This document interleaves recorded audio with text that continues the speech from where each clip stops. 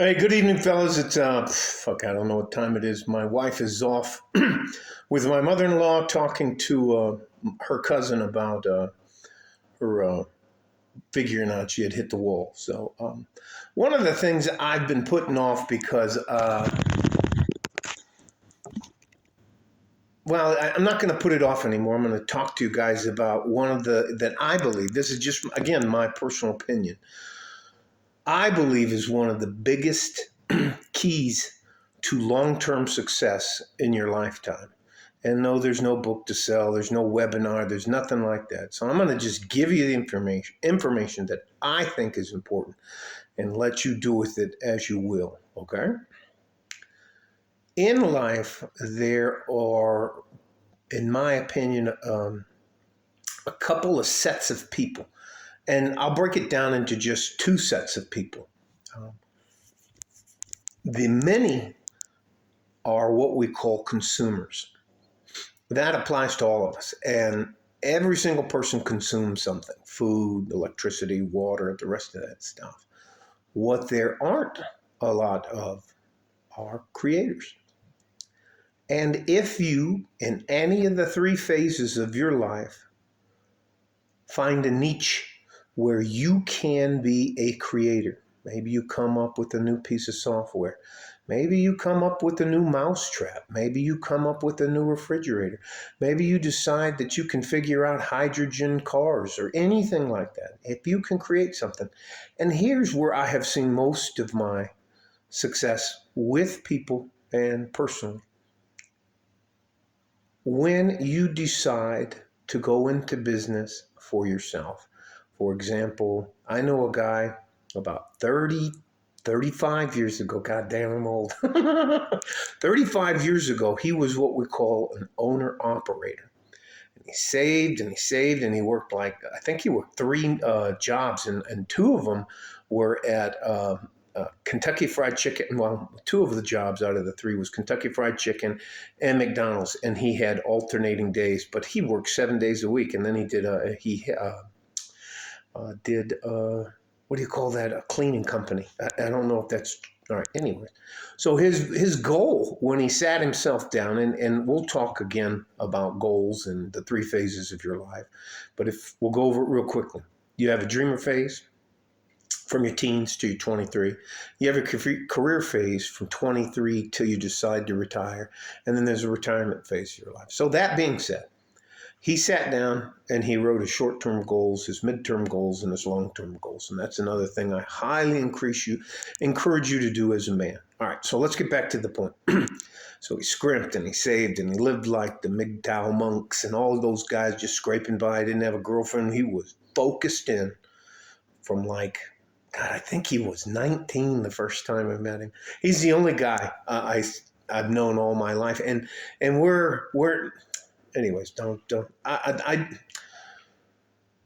We know each other. We're friendly, but he is so laser focused on the things that he wants to accomplish that it really isn't time. He considers a party, an event, all of those kind of social things, he considers them a distraction. So he is hyper focused on what he wants to do.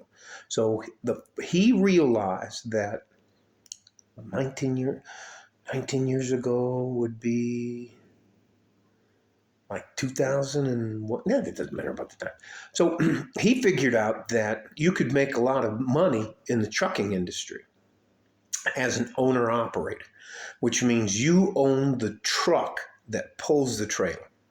So he started off and he saved and he saved and he got he paid about half of, I think he wanted, he didn't like Volvo, which was a white line, but he bought a Peterbilt and then he bought a Kenworth.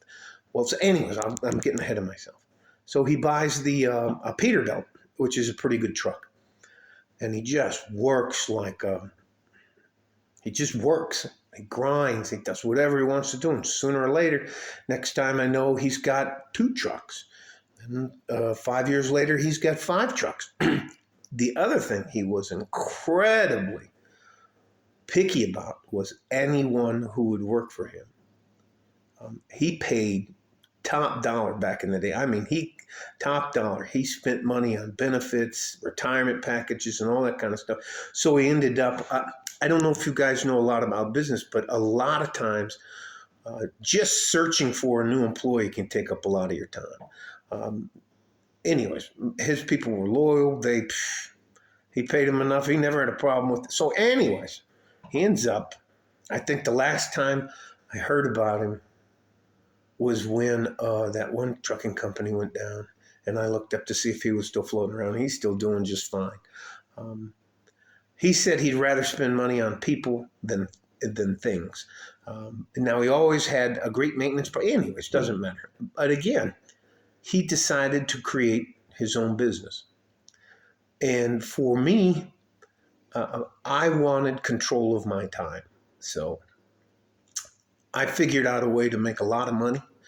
I figured out a lot of way. That doesn't matter. Doesn't matter about me. But I wanted out of the rat race, and I wanted out by age 50, and I got out when I age 46. So I'm out now, and I'm not going back. Now, that may not be your goal, but if you would heed this advice, I would appreciate you to consider it. I would like you to find out something that you really enjoy doing and that you're good at. Maybe you're going to be the next guy that writes a series of books like Game of Thrones. Maybe you're going to be like that girl who was on benefits and wrote the Harry Potter series. There's all kinds of different things you can do, but you can also get lost by working for somebody else. There are a lot of people out there that are nothing but time vampires. I don't think you should get into multi-level marketing because only the one or two people at the top make everything. And anyways, and they'll tell you stuff, buzzwords like generational wealth and all this kind of stuff, but it's just not true. If it's something that you can create and control, there it is. I think that is a massive key, and I hope if any of you younger guys see this, you consider it. Now, I would suggest something to create that consumers need. Something semi-unique that consumers need. Now, what do all of us need?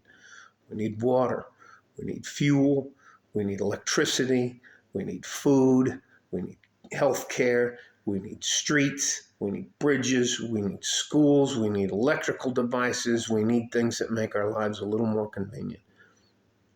Hopefully, this video makes sense to some of you guys, and I'll probably title it Why You Should Consider Being a Creator Over a Consumer, right? I want to do things that I think will be helpful to you without trying to take anything from you. I think this is a timeless bit of advice about being a creator as opposed to being a consumer. Okay? Stay safe and healthy. Take care of each other if you can. And if you can't, you have to take care of yourselves. You're far more valuable and important than anybody wants you to believe. Like a fart in a G-string. From West Texas, El Paso. I'm out of here. Bye-bye.